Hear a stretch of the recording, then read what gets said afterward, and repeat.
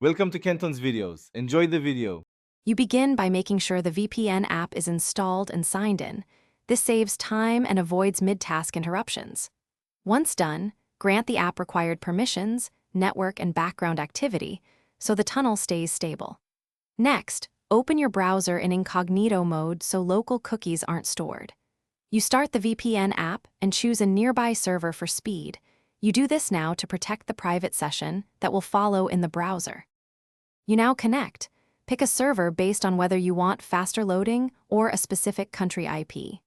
Tap Connect and wait until the VPN status icon appears in the status bar. That confirms the tunnel is active. Then switch to Incognito and load a lightweight IP check site to confirm your public IP and location changed.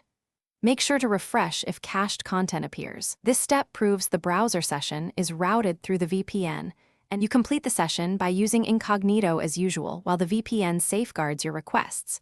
Remember why? It prevents local storage and pairs with the encrypted tunnel. When finished, close all Incognito tabs and disconnect the VPN. This returns your phone to its normal network. If browsing fails or pages load slowly, try toggling the VPN off and on, switch to a different server, or restart the app. That simple sequence resolves most connectivity or DNS leak issues quickly. Thanks for watching. Consider subscribing if we helped you.